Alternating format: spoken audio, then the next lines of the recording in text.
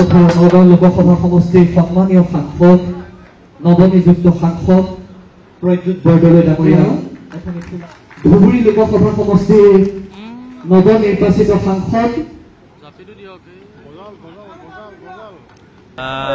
নাই আমি যেতিয়া কৰ্মীখিনিৰ প্ৰতি যেতিয়া কৃতজ্ঞ, কৰ্মীখিনিৰ কাৰণে আমি আজি ইয়াত আছো, তো সকলোকে আৱেগিক হোৱা মই ভাবোঁ স্বাভাৱিক।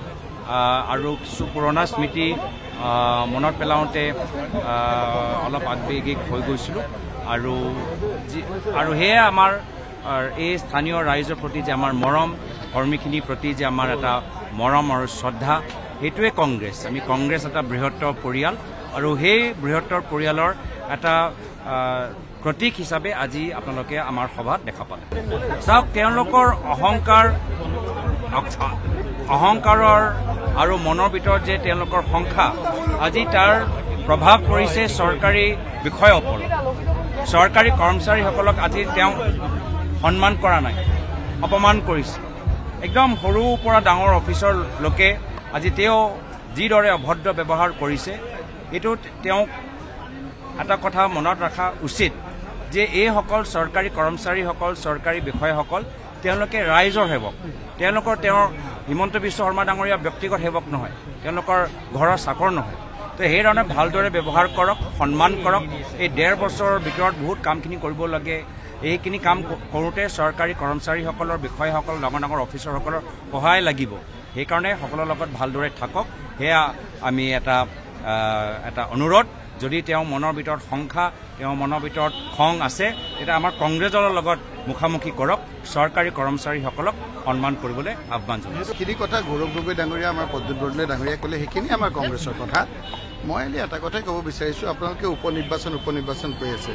হাৰিয়ানাৰ নিৰ্বাচনৰ পিছত হিমন্ত বিশ্ব শৰ্মা ডাঙৰীয়াৰ প্ৰতি অনাস্থা কৰি তেওঁৰ লগৰ মানুহে আহি পেলাই কংগ্ৰেছৰ লগত আহি চৰকাৰ কৰিব। তেওঁৰ লগৰ, তেওঁ দেখিছেনে এইকেইটা দিনত তেওঁক যোনে বিজেপিলৈ নিছিলে, সেইসকলে তেওঁৰ বিৰুদ্ধে কোৱা আৰম্ভ কৰিছে। তেওঁ ৰাইজেতো কৈছে তেওঁলোকৰ লগত, তেওঁলোকৰ মই নামেই ক'লে আপোনালোকে জানিব যে তেওঁক যিজনৰ ভৰিত চুই বিজেপিলৈ আহিছিল, তেওঁৰ ঘৰত মনে মনে গৈ স্মাৰ্ট মিটাৰ লগাই দিছে। তেওঁ নিজে কৈছে যে মই অতিষ্ঠ হৈছোঁ। গতিকে তেওঁ লোকসকলৰ যিবিলাক ক্ষোভ, সেই ক্ষোভবিলাকৰ বহিঃপ্ৰকাশ ঘটিব। এই যে আপোনাৰ শৰ্মা, আমাৰ নলবাৰীৰ অশোক শৰ্মাটো এজন নিষ্ঠাবান RSSৰ কৰ্মী আছিল, একদম সাধাৰণ জীৱন যাপন কৰে, কোনোদিন ভবা নাছিল কংগ্ৰেছত আহিবলৈ।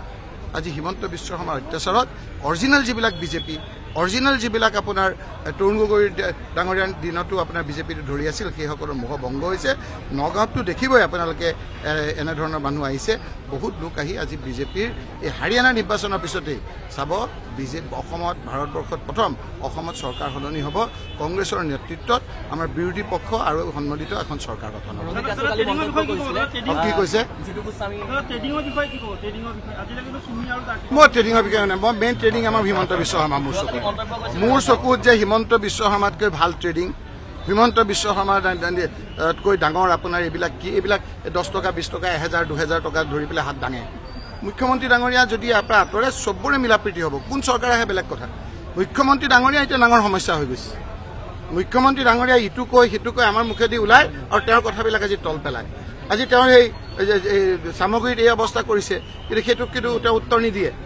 মইতো স্পেচিফিকেলি কৈছোঁ, তেওঁৰ ঘৰটো বিৰি বিৰি গোন্ধায়। তেওঁ কওক নহয় বুলি মই নাম কৈ দিম। তেওঁৰ ঘাঁহখিনি তেওঁ কালিৰ পৰা মানুহখিনিয়ে লগায়, স্পেচিফিকেলি কৈছোঁ, দাম কৈ দিম, ফোন নম্বৰ দিম, তেওঁ কওক নহয় বুলি। গতিকে ৰাইজে বুজি পাইছে, আপাৰ আছামত যাওক না। উজনি অসমত এনেকুৱা ধৰণৰ অৱস্থা হৈছে, কোনদিনা নিৰ্বাচন আহে, কোনদিনা বিজেপি হৰুৱায়। মই বিজেপি হৰুৱাই বুলি ক'ব নিবিচাৰোঁ দেই, কোনদিনা হিমন্ত বিশ্ব শৰ্মাক গাদীৰ পৰা আঁতৰাই। সকলো ৰাইজৰ, আৰু আপোনালোকৰ ৰাইজটো ৰাইজ, বিজেপিৰ ৰাইজ, AGP ৰাইজ, যিসকল নিষ্ঠাবান লোকে কোনোদিন কংগ্ৰেছক ভোট দিয়া নাই, এইবাৰ গৌৰৱ গগৈ ডাঙৰীয়াক কেনেকৈ ভোট দিছে আপোনালোকে ভাবিব নোৱাৰে। একমাত্ৰ হিমন্ত বিশ্ব শৰ্মাৰ অত্যাচাৰ, এইবিলাক মানে বেয়া পায় নহয়। আজি আপোনালোকে চাওক, টিভি বন্ধ কৰি দিয়ে, ভদ্ৰ নম্ৰ সংস্কৃতিবান বিজেপি AGP লোকসকলে হিমন্ত বিশ্ব শৰ্মা ওলোৱাৰ লগে লগে তেওঁৰ কথা বতৰা যাতে তেওঁলোকৰ ল'ৰা ছোৱালীয়ে নিশিকে, তাৰ কাৰণে টিভি বন্ধ কৰি দিয়ে। এক অতিষ্ঠ আপোনাৰ পৰিৱেশৰ সৃষ্টি হৈছে। তাৰ পৰা হাম কাটিবলৈ বেছি দিন নাই। বোধহয় এই 26 কৈ হৈছে, 26লৈ ৰখিব নালাগে। হাৰিয়ানা নিৰ্বাচনৰ পিছতেই ৰাজনৈতিক পৰিৱৰ্তন হ'ব।